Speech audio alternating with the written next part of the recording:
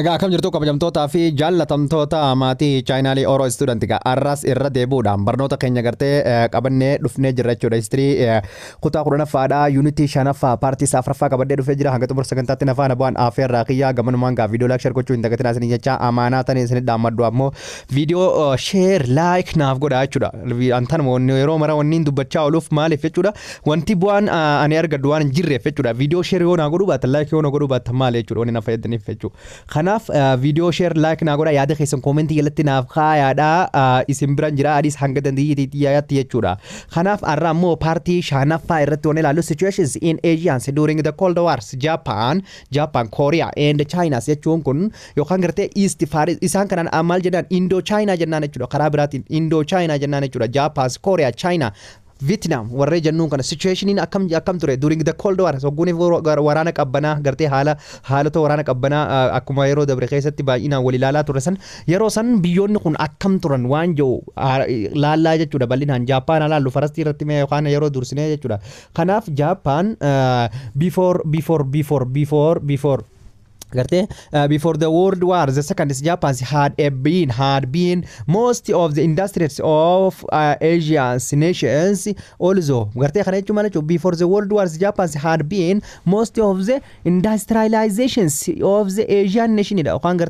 Warana addunyaa takka faandurati biyyiti Japan jannuntun biyyoota Asia keessa biyyoota industry isaanii baay'ee yookaan gartee industry dhaan guddatte. Kanaaf also ta'ullee the distractions of many factors and the loss of Asian positions hurt Japan's economics. It is post-war recovering was a rapid and the impressive. Kana jechuun also ta'ullee distraction yookaan caccabinsi yookaan badinsi yookaan gartee distraction many of the factors in factoring addunyaa jechuudha. Warshaaleen yookaan industry'n baay'een loose ta'an it is Asia keessaa jechuudha. Loose of it is Asia keessaa ta'an positions in heart of the Japan keessattuu Japan keessaa economiin Japaanii jechuudha. Post-war recover garuu ta'ullee it is a post-war itti isintu maaliif gootee jirti daftee recovery gootee guddattee jechuudha. Japan eega waraanni xumurame booda yeroo waraanaa sana miidhamtullee jechuudha. Kanaaf the Cold War lead to a rivals Japan's international position jennaan. Cold War jechuun wars Cold Warin kun lead to muni fide maal fide yookaan gartee reversal of the Japan's international position isi gartee akka reverse ta'u akka gartee fooyya'u dinagdeensi akka gartee dhinu taasise. Since it is loose in the World War the second Japan has been closely all of the United States. Kana jechuun jalqaba yookaan gartee since loose or in the World War taatee booda jechuudha. Japan has been closely all gartee all of the United States wajjin walitti saahiba taate yookaan shariika taate baay'ee United States Hiroshima fi Nagasaki irratti haal akkasumaan boombii darbitee jirtu isiin itti madaqxe jechuudha. Isumattuu gartee the successive of the communist of the Chinese and the Koreans shifting American strategies in Japan. Kanaaf jechuudha successive of the communist baay'ee gartee successive taate isin baay'ee taate communist success taate ni milkooyte of the communist waan gartee communists in China, Korea shifting Americans strategy in Japan. Gartee laal kana jechuun bar successive yookaan gartee milkaa'inaan dafanii shift ta'uun yookaan gartee maalitti communistitti maal biyyoonni ka Chaayiraa fi biyyoonni ka Kooriyaadha. Ameerikaan maal goote shift goote strategy isii yookaan gartee imaammata ifii qabdu san eenyu jijjiirte jechuudha. Gara Jaappaanii jijjiirte yookaan gartee Jaappaan isitti madaqte kan isin Hirooshimaa fi Nagasaki irratti biyyoota akkasitti darbadeessite jechuudha. Kanaaf gartee isinis strategy isii kan akkasiin miidhamtee jirtu hijaa Ameerikatti kan hin qabatin gartee communistii irraa gartee communistis irraa yookaan socialistis jechuudha. Communistis tan change goote Koreaan Japan isaan maal China fi Koreaan garamitti jijjiiraman. Koreaan gartee North Koreaan gara socialism jijjiiraman gara communism itti China guutummaa jijjiiramtee jirti. Kanaaf isitti strategies USA maal goote lead to the economic assistance kanarraa ka'uudhaan gargaarsa kan ta'eef packages in the quickly renewed and the kind of the industrial growing and how to the Japan turn into the Japan into the imperial capitalism waan taateef nations before the war garte kana jechuun akkam goote jechuudha assistance kan ta'eef economically dinagdee si package quickly to renewed dafeeti fooyyaa dhufe kanarraa ka'uudhaan dinagdeen Japan jechuudha. Maaliif gargaarsa rakkatte Ameerikaanis akkasi kan isiin akkasi nama huma dhibba lama guutuu bikka takka daaraa goote magaalaa lama guutuu hijaatti hin qabanne jechuudha Jaappaan namoonni dhume sun gartee tanaaf saksasiif taatee diinagdee addunyaa keessatti waggoota 10 itti qaaluu keessatti raankii qabattee jechuudha biyyoota akka addunyaatti Ameerikaa taante jechuudha yeroo sanitti is kind of the industrial growth got hard to the Japan seen into the imperial capitalist nations before the war gartee akka before the war caalatti jechuudha kanaaf the United Nations states the United States began to assisting ni gargaarte Japan as a prospectively all in the face of the Soviet expansion ja kana jechuun maal jechuudha United States Japan wanni isin gargaarteef jechuudha assist goote Japan as a prospectively all in the face of the Soviet expansion akka isin ilaalleef yookaan gartee akka isin Japanitti wajjin hin madaqneef yookaan gartee ideology Japan Raashaadha akka isin hin fudhanneef guutummaan guututti akka isin gara isii deebituuf assistaansii yookaan gargaarsa ID kana kanniteef jechuudha before the second world war garte wanti jechuudha American jechuudha kanaaf Japan is a post war is express has been distincted in the post world war eega waraanni addunyaa xumurame lammaffaan area Ira bara waraanni addunyaa lammaffaan xumurame booda Japan successively was economical yookaan gartee miracle state baay'ee economiin siidha jechuudha bara 1985 tti Japan is becomes the world second largest industrial powers gartee within the increasingly dominance of the international gartee commerce kana gartee ID'n yookaan gargaarsi isiin gartee US Ameerikaa irraa fudhatte sun akka hijaatti qabachuu dhabuun sun hijaa Ameerikaatti qabachuu dhabdee usteetiin gargaarsa san fudhattee Ameerikaa wajji madaquun siidha bara 1985 tti akka isiin gartee excessive becomes the second akka biyyoota akka addunyaatti secondii akka isiin taatu Ameerikaa jalatti aantee jirte akka isiin akkasi guddattu isii taasisee jira jechuudha kanaaf gartee ID'n isii fudhatte sun kanaaf by the mid of the 19th century jiddu galeessa jaarraa gartee bara 1980 keessatti Japan is a massive trade surplus biyya badhaatu taate gartee all over the world addunyaa keessa especially within the United States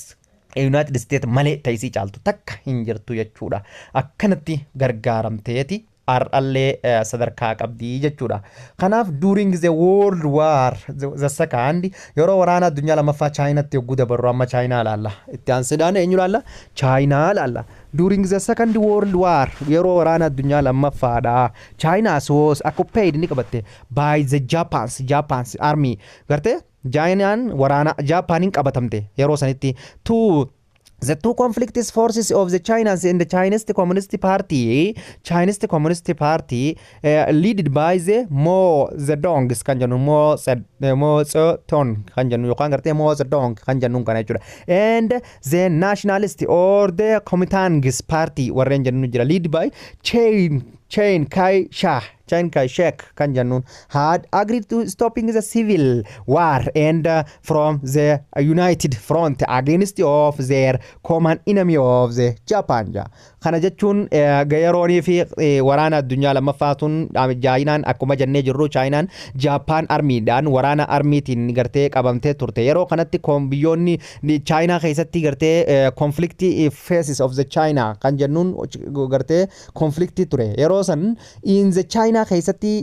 garee lama ture gruppii yookaan gartee paartiiwwan lama jajjaboo kan biyya isaanii bilisa baasuudhaaf falmatan communist gartee Chinese Communist Partyidhaa fi akkasumatti gartee Kuomintang kan jennuun kana Chinese Communist Party kun Mao Zedong namticha jennu kanaantu hoggana akkasumatti gartee National or Kuomintang Party tan jennuun tan ammoo party tan Chinese Communist Party Mao Zedong to hoggana akkasumatti gartee ammas Kuomintang Party eenyu hoggana gartee Chiang Kai-shek tan jennuun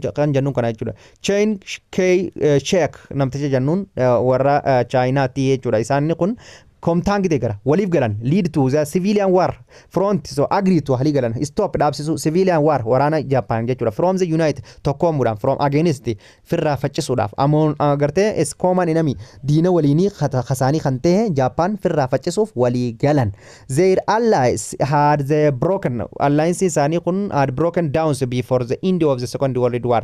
before the end of the war garuu yeroo waraana addunyaa sa walii galan illee eega waraanni xumuramee booda walii galli isaanii kun broke ta'e cabe wal diigan wal dhiisan wal lolan wal garagalan during the civil wars from bara 1946 hanga bara 1949 Chinese Communist parties won and gain ni argate upper hand yeroo kanatti yeroo bara 1946 hanga 49 upper hand harka ol aanaa kan argate jaalatamummaa guddaa kan argate ummata biraayis Chinese Communist party kana October bara 1949 the People's Republic of the China garte People's Republic of the China jan was formed new woman by the Chinese Communist party dati to People's Republic of the China je hundeese humna bira forced the komtangi government ini ofan to field to the Taiwan garte achi ofani magala Taiwan bika jam takati geisani jechuudha and the forced the communist government to fill akaini bakatu taisani jechuudha Taiwan jechuudha motumman komtangi kunammo warno aparandi enyu targate ango kabate China's Communist Party da jechuudha kanaaf the Komtangi government is to fail to Taiwan during the civil wars period of the Americans where the supporting of the China the Gratorte K Sheikh government kana the USA is government is continue to supporting the nationalist government of the Taiwan garte enyu de Gratorte Taiwan de Gratoran yokan garte Sheikh government kan jannu kora garte K Sheikh kan jannu kora China Chiang Kai-shek kan jannun kana namticha kana deeggaraa turan American the Chinese Communist Party is regarding to the USA seriously okan garte serious threat to the communist China garte warri wanta ammo Chinese Communist Party enyurra wanta fudhatan jechuudha ID fudhatanii gargaarsa isaan ammoo communist China tti dhaaban jul bara 1949 tti the Chinese Communist leaders Mao Zedong kan jannun sanin hoggonama jenne Chinese Communist Party tun announced ni beeysan that is new China who supporting the Soviet China idea Soviet akka fudhattu it is international affairs garte maal jechuudha it is support the Soviet in the international affair yookaan dhimmoota internationally haala waliigala addunyaa kan China enyu fudhatte jechuudha China ka Soviet laallatte jechuudha karaa socialismidha jechuudha the Chinese Soviet leaders signed the Sino-Soviet treaty walijaanii waliigalan amma China gana alliance enyu hojjumte jechuudha Soviet hojjumte jechuudha America firaadiste jechuudha kanaaf of the friendship alliance is a mutual assistance gargaarte ganas mutual assistance wal gargaaru wal deeggaru wal bira dhaabbachuu bara 19 February 14 bara 1950 wali galan the alliance was the United States had a given aid to the China kind Sheikh kana deeggaraa turte United States government for many years waggoottan baay'eedhaaf and the captain troops waraana gartee eeguudhaaniif achitti gargaarsa adda addaa and it is felt to the based in a town gartee bika Taiwan jannuun China keessatti aangoo eenyu jalatti jirtu Sheikh kan jala jirtu san deeggaraa turte ammoo harka caalaa eenyu qaba Chinese Communist Party dha jechuudha the republics of the Chinese is also called the nationalist China's lead to the Sheikh is kana togona enyu republicota garte China da jechuudha kanaaf occupied China is a permanent set on the United Nations keessatti isi takka jechuudha arraantana China nagulalle biyyoota China garte akkuma achi unity kana jalqaba irratti garte biyyoota permanent fi non permanent abbaa qudhanii fi permanent shanii jira jennee waliin laalle ture san keessa isin permanent dha jechuudha the USA used to it is a vote powers is not admit the communist China to the United States kanaaf bara 1970 takkatti however the republics of the people republics of the China was admitted to the United Nations and the nationalists were expelled jechuudha kanaaf China keessatti haalli gartee walitti hirmaan rivaling competitionin Soviet fi wanta akka Japaanii miti irratti Japan guututti Amerikaa jala gorteeti gargaaramtee aga arraatti dinagdeen siidha China bira kutte jaama malee sadarkaa afrafaamoo akkas irra jirti jechuudha China keessatti ammoo interfere godhanii jiran yookaan wal xiqqoo mormii wal godhanii garuu ammoo China keessatti Sovietiitu moo'ee arrallee sooshaalistiidha jechuudha Chaayinaan bara 1910 haga bara 1945 tti Kooriyaa yoonii filaalle jechuudha Kooriyaa waar kan jennuun kana kan addaan facaasanii hilaarraatti adda diigame kana oolaalle jechuudha North Korea and South Korea jaanii akka diinaatti wallaalan kana jechuudha colonies Japan tunis gartee Indochina guututti Japan by the agreement at the end of the world war the second the Soviet Union is occupied the northern Korea qabatte amma laaliga so Russia isa qabatte North Korea qabatte. United States eessa qabatte? Occupied Southern Korea qabatte. The dividing eega waraanni addunyaa dhume booda jechuudha. The dividing the lines was bara 1938 tti parallels of the latitude addaan qoodanii jechuudha biyya tana. Each of the occupying powers is organized the government in its zone. Each of the power aangoon kun hundi each occupied powering kun hundi organized kan ta'edha jechuudha. Bara 1948 tti the republics of the Koreas was formed in Republic of the Korea tuumame. Republic of the Korea kan jennu kun formed in the Southern Korea keessatti republic jaanii hundeessan. Republic Democratic jennee isaan duraanu within isaan ammoo within the segment of Reh namticha jennuun kana. Segment of Reh as a president godhan eenyatti gartee saawuzitti jechuudha. Eenyu godhe segment of Reh kana eenyu godhe Ameerikaa godhe jechuudha. Haya garama it is a capital cities Seoul bika jennuun tana Seoul bika jennuun tana magaalaan guddittiin isaa jechuudha. At those sometimes yeruma sanitti Democratic Republic of the China hundeessan ammas now as in north ammas Russianis kana hundeessite adda qotu yaan was formed in the north jaanitti hundeessanii jechuudha biyyuma takka adda baasanii. It is a president was a Kim the second son kan jennuun jalatti jechuudha. The United States recognizing the Southern Korea as a legal government while communist is a country is recognizing the only Northern Korea da jennaan. Kana jechuun the United States recognize ni beeksifte Southern Korea as a legal government mootummaa haqaati jetteeti gartee legalidha jettee dubbatte. While ta'ullee communist government is recognizing only the North Korea. North Korea malee South Korean gartee mootummaa legalidha jetteen.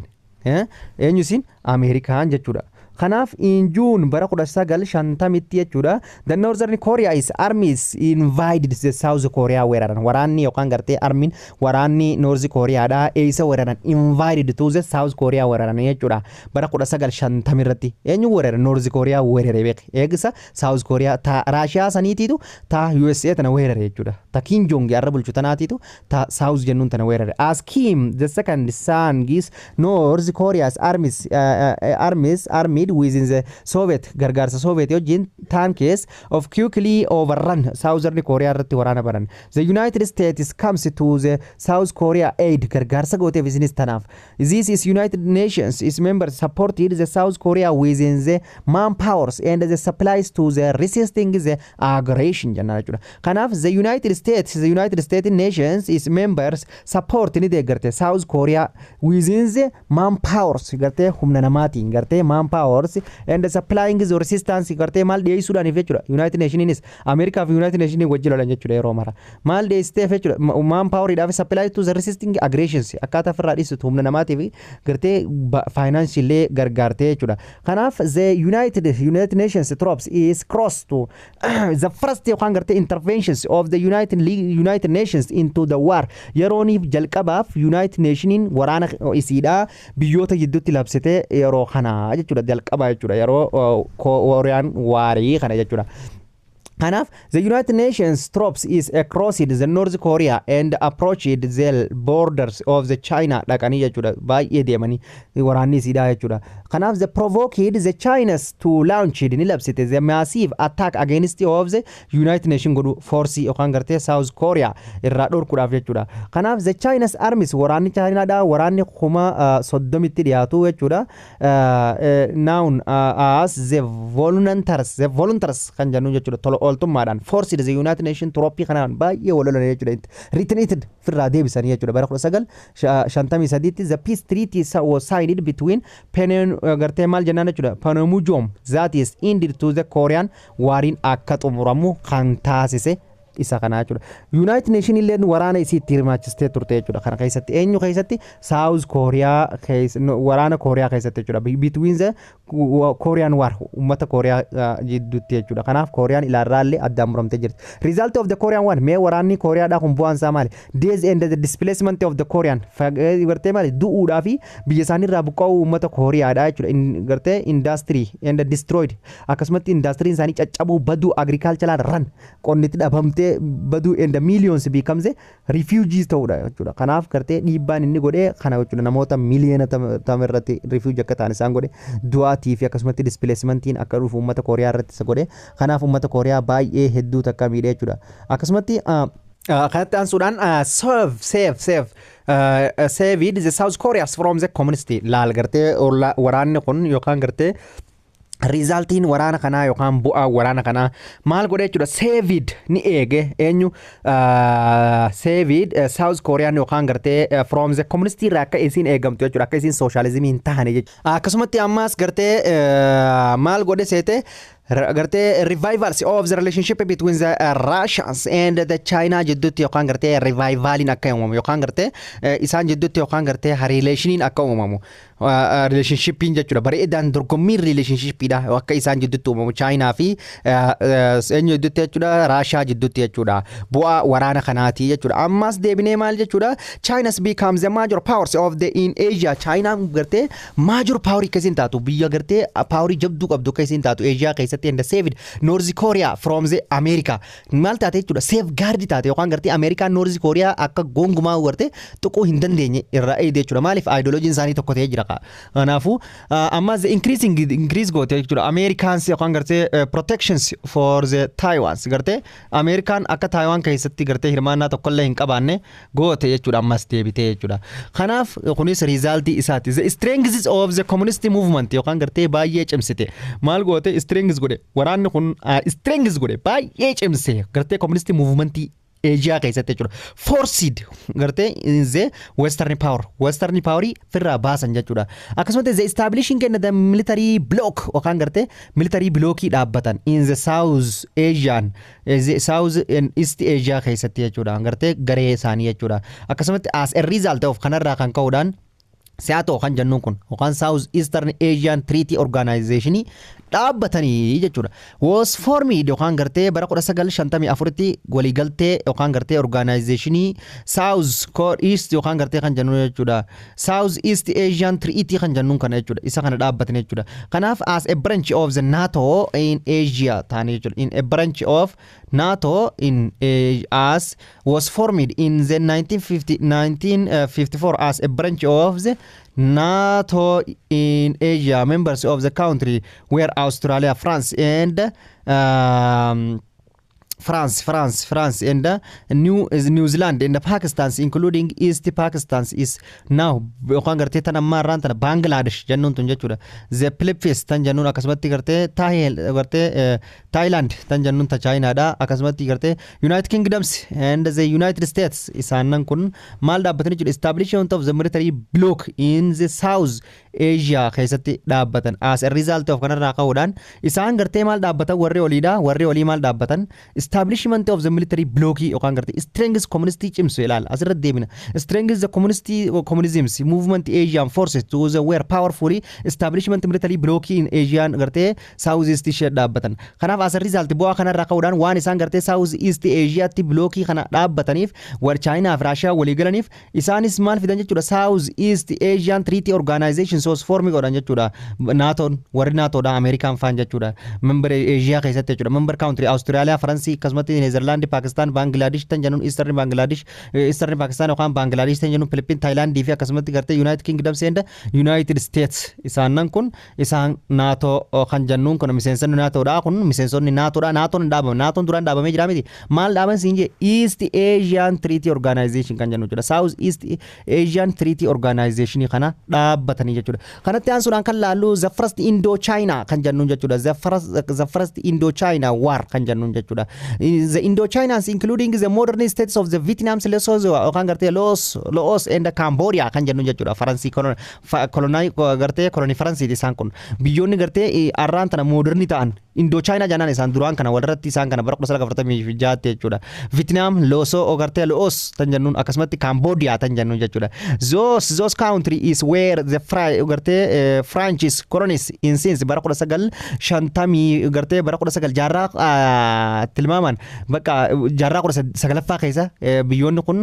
eenyu jala turan jechuudha 1884 sanshan achi booda jechuudha Laos akkasumatti Cambodia fi Vietnam Faransai colony turani jechuudha. During the Second World War, Indochinans become under Japan's. Indochina ammoo Japan jala turte. Come gartee occupations and it is compelled the people of the Chinans to fighting for independence. Ummanni China da lolanii firraa kaasanii jechuudha. Akkasumatti gartee China's Communist Party da komtaangi yeroo dura organize ta'anii walii galanii ta'e kana wal didan malee jechuudha. Kanaaf the first Indochinans wars was anti-colonial war da. Kan gartee first Indochina anti-colonial war da. That is started the following of the defeating Japan in the Second World War. Gartee maal jechuudha.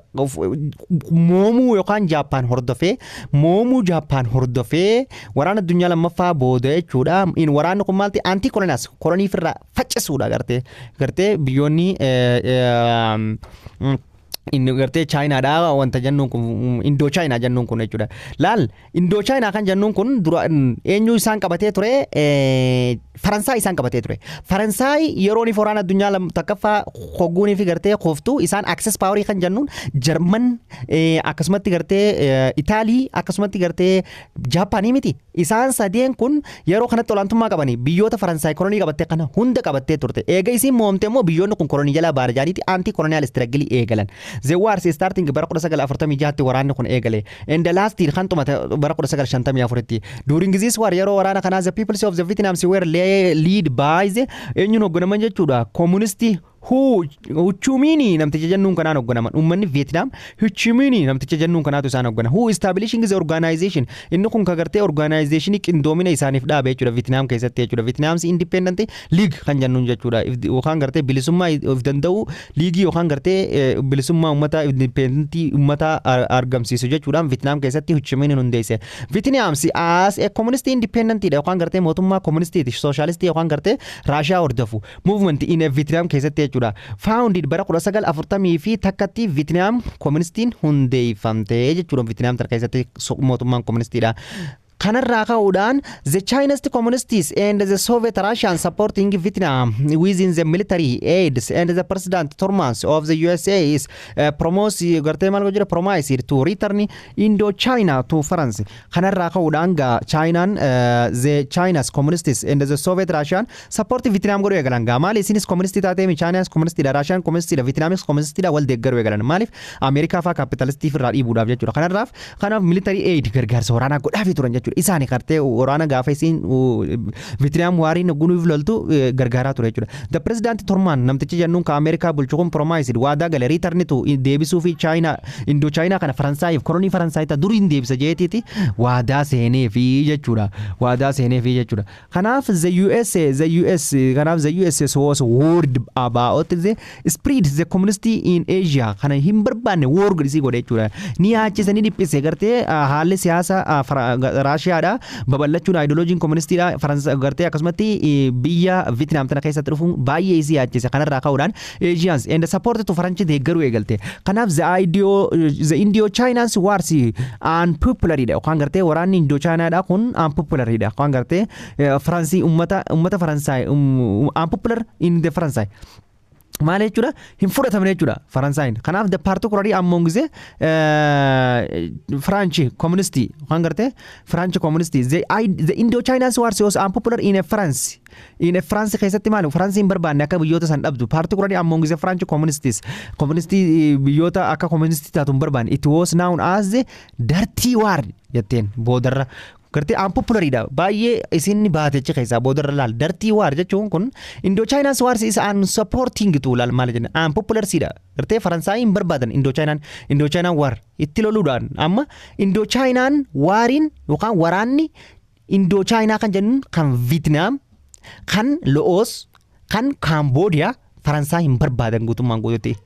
deebi'uu sida baay'ee takka lolaa guddaa loneetti particularly among the French communists is was known as communistiin yookaan ummanni communist yogguu joob katanatti communismii sanii miti communist ummanni Faransaay leen hin barbaadan yookaan gartee waraana kana keessatti baay'ee takka Faransaay miidhamtee turte boodarra akkam jettee keessaa baate dirtii waraana xuraawaa yookaan waraana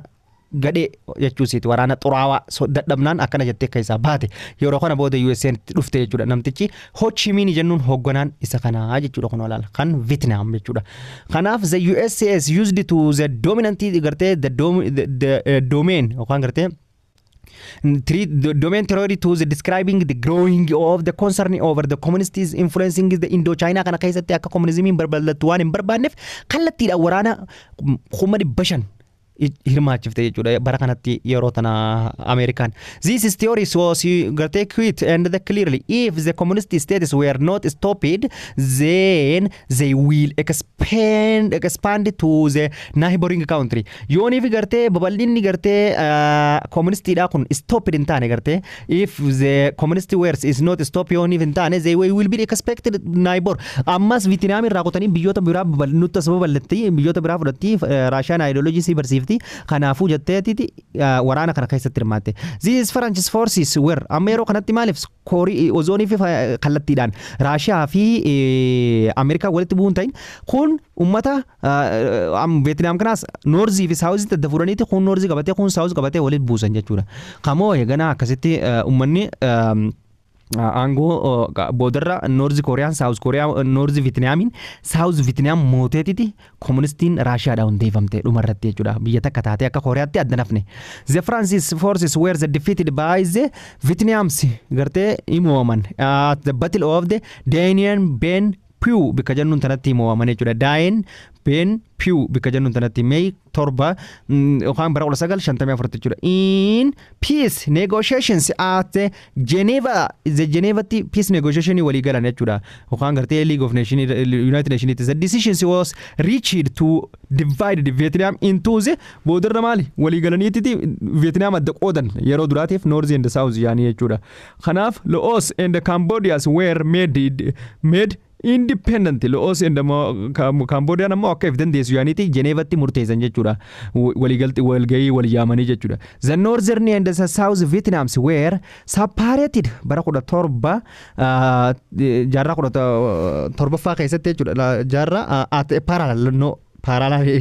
parallelii 17 jechuudha. Bikka 17 tti addaan baatee turte jechuudha. Eenyusin northern and the south Vietnamin jechuudha. Addaan cicciranii fixan yeroo duraatiif malee ni tokkooman boodarra warri Vietnam akka warra gartee wantaatti addaan hin hafanii jechuudha. Warra Kooriyaatti addaan hin hafanii jechuudha. Laal asirratti akkatti argisiisu jechuudha. Vietnamii gartee asirratti akka argisiisu laal divisions Vietnam qoqqoodaminsa isii bikkamee qaxa addaan hiranii akka isiin fixan jechuudha. Vietnam akkanatti jechuudha. Kanaaf in the north keessatti jechuudha. Zeddoo gartee in the north Democratic Republic of the Vietnam dhaabbate ammas north keessatti kan eenyu jechuudha kan Raashiyaadha jechuudha. Akkasumatti gartee was establishing by the communist government dhaabe Ho Chi Minh jalatti within the capitals of the Honi godhate magaalaa guddittii isiidha. Bulchaan isaanii ammoo bulchaa isii eenyu godheef jechuudha Ho Chi Minh godheef jechuudha. While the South Vietnam ammoo Ameerikaa jalatti tan gartee muramte sun within the capitals of the at the signal godhan would the remaining non communist godhan capitalist godhan isii non communist. The Soviet Union and the peoples of the republics of the China supporting of the North akkasitti gartee Soviet fi China amma tam deeggaran tooliit deeggaran while United States determines to the maintaining to independent of the non communist in the South Vietnam deeggar laal bara ajaa'ib. Kana jechuun the Soviet eenyu wajji jirte jechuudha. Republic government kan jennuun kan isiin dhaabde kana deeggaran China fi isiin communistiidha miti North deeggaran. United States ammoo isi deeggarte jechuudha. Determine to maintain need independent isiidha eeguudhaaf jecha non communist umtee jirti miti non communist South Vietnam tana deeggarti. Garte tokko tokko qabatee ummatuma wali buusanii jechuudha. Garte akkasii jechuudha. Kanaaf in the garte describe bara 1960 the National Liberations Front hundaa'e national communal called the garte Viet Cong kan jennuun jechuudha. National Congress Liberations kan jennuun Viet Cong kan jennuun kanaati isa keessatti hundaa'e jechuudha. Vietnam keessatti hundaa'e jechuudha. Agreed within the challenge of the South Vietnams and the government. Isatti hundeesse Ho Chi Minh hundeesse Norziitu akkana jee hundeesse National Congress of the Common maal jee hundeesse national yookaan garte Viet Cong kan jennuun kana hundeesse challenge godhuudhaaf yookaan garte challenge in the South Vietnam tana South Vietnam tana ifitti makuudhaaf jechuudha. Adda muramneen teenyu jaanii they were the trained and they supported by the North communist dhaan yookaan amatti deeggarama inni kun wanti Ho Chi Minh hundeesse garte Viet Cong kun jechuudha. Russia fi China ni deeggaran. Those the second Indochina war amma waraana lammaffaa eegalan bara 1957 hanga bara 1973 began into the garte earnest within the USA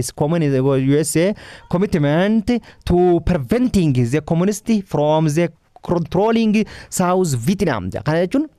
maal godhan jechuudha began into earnest within the USA commitment to preventing need the communist mootummaa communist from the controlling the Vietnam garte USA maaliif itti isin kana isa kan waraana kana seente jechuudha waraana lammaffaa kanatti akka communistiin mootummaa isin garte South Vietnam itti dhaabde kana garte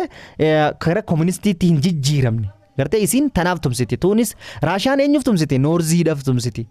isin oomtamiif tumsiti jechuudha Saawuziidha jechuudha kanaaf in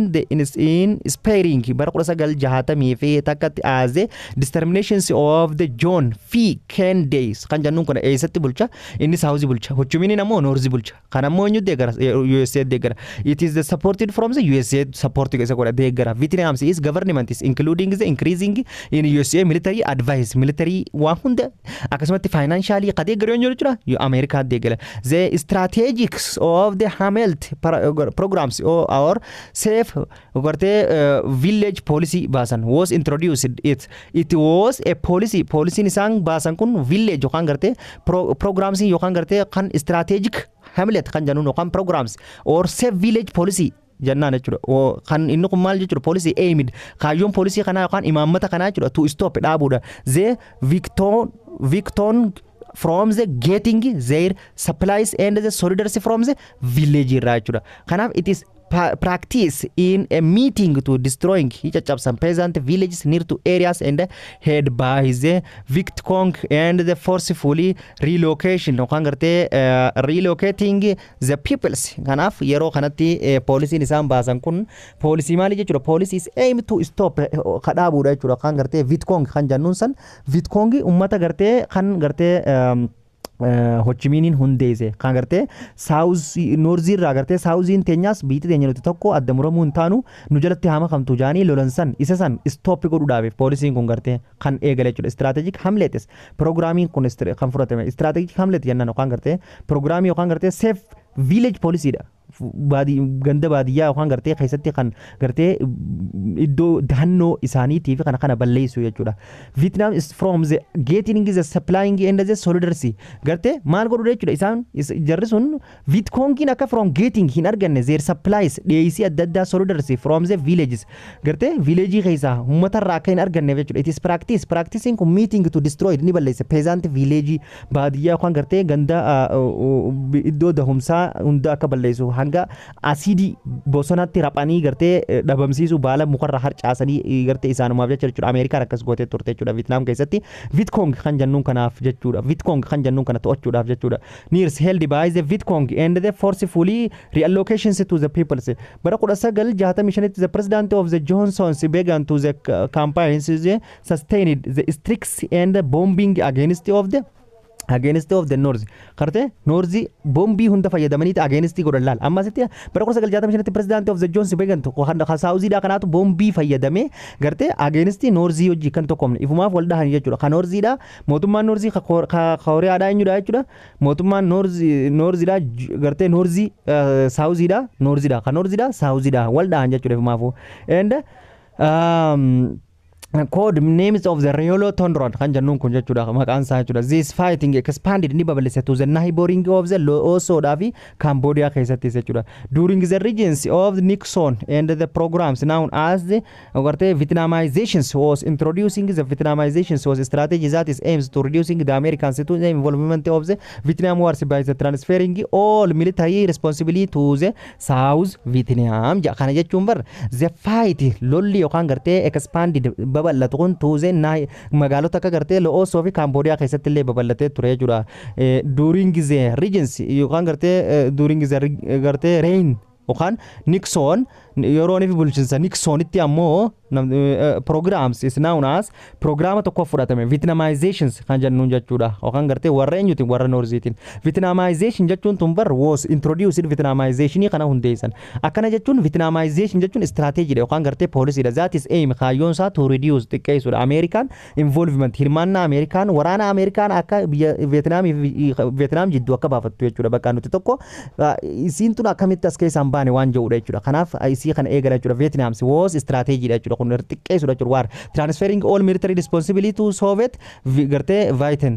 ganaaf Soviet malee isiin maaliif nuqa isaan baana jaanii gruppii eegaltu Vietnamization jennaan jechuudha Vietnamization January bara 1977 agreement on the ending agreement tokko dhufe ending xumuruudhaaf the war waraana kana and restoring bikka deebisuudhaaf PC yookaan nageenya Vietnam keessatti jechuudha signed the representative of the South Vietnam's is communist forces North Vietnam's in the South Vietnam and the United States gartee hirmaachisaniiti Saawuziidhaa fi Noorziidhaa fi kana hunda waliif fidanii isin tokko maawajii anjaaniiti maal fudhatan jechuudha agreementii tokko indi godhuudhaaf war restoring to the Vietnam sign Vietnam keessatti eegalanii jechuudha bara 1975 the North Vietnamin finally achieved objective isiidha uniting to the country under the one communist government ilaal gartee Noorziitiin gara bara 1975 irraa xumurte akka communist yookaan Raashiyaadhaa wajjin ideology tokko ta'anii Noorzii Ameerikaa guutummaan guututti moochuu danda'anii biyya takka ta'anii jiranii jechuudha hanga arraatti akka Kooriyaatti addan hafne jechuudha the socialist republics of the Vietnam was formally established socialist dhaaban jechuudha bara 1976 jechuudha Saigon and the war remained of the Ho Chi Minh city magaalaa gartee namticha Ho Chi Minh jennuun kana afaan gartee eessa jechuudha Ho Chi Minh jalatti jechuudha kanaaf the major factors of the victors of the Vietnam maaliif moochuu dandeessee Ameerikaa jennee yogguun filaallu the second Indonesian wars including kana jechuudha gartee wanti isii moochuu dandeessee fasigati kaa'amee jira gartee akkasumatti gartee Vietcong kan jennuun gartee warri Ho Chi Minh hundeesse sun isaan sun maal jenna jechuudha had LNF tan jennuun tunu jechuudha kan gartee Vietcong jennuun kun jechuudha Vietcong kan jennuun jechuudha Vietcongin kun had a wide spirit support from the mass jennaan jechuudha Vietcongin eenyu deeggara jechuudha wide spirit the eenyu isaan deeggara jechuudha ummata mass hogguuniif jennu jechuudha ummata bal'aarraa deeggarsa guddaa argatan eenyu isaan warri Vietcong jennuun kun jechuudha warri Vietcong jennuun kun it is too supported by the all people dhaan deeggarsa guddaa argachuudhaan mo'uu danda'anii jiranii jechuudha kanaaf akkasumatti gartee Vietnams were experted at a guerrilla fighting ammas maal eegalan jechuudha warri Noorziidhaa kun warri gartee yookaan gartee Vietcongidhaa kun gorilla warfel riphee lolaa achi keessatti fiduudhaan mo'uu danda'anii jiran uummanni deeggaruu isaanii riphee lolaa hundeessuu isaanii wanti isaan mo'uu danda'aniif jechuudha supporting from the North Vietnam irraa deeggarsa jabaa isaa argachuu isaanii China and Russia irraa deeggarsa jabaa argachuu isaanii akkasumatti North Vietnam is where the gartee deducted to eventually victory and the unifications of the country kanarraan unify taachuu isiiti jechuudha North Vietnamin were the detected to murteessudha gartee eventually to yookaan kutannoo qabaachuudha yookaan of kennuudha jechuudha victory biyya teenyaan eena jaanii lafaa ka'uusan jechuudha North fi South adda kutamnee hin taa'u jechuu isaanii jechuudha takkafaarratti ummaasirraa ummata bal'aarraa deeggaramu lammaffaarratti gartee gorillaa warfeerii qopheessuu sadaffaarratti gartee Vietnamin fi China Raashaan akkasitti kanarraa deeggaramuu isaaniitii fi Noorzi Kooriyaan wii tokkoomna jettee akkasitti murannoo qabaachuu siisuun wantoonni afran kun akka gartee Vietnam tokko taatee jiraattu isii taasisee jira jechuudha gaafiiwwan kana dalagaa kanatti kan aansu ammoo non-allied movement kan jedhu jechuudha it is not participated any gartee superpower kamiyyuutu wajjinuu hin makamnu jee warra dideessan ni laallaa jechuudha kanatti aansuudhaan thank you galatoomaa I love you isiniin jaaladhaa paartiitti aanuu walitti aanuu nagaatti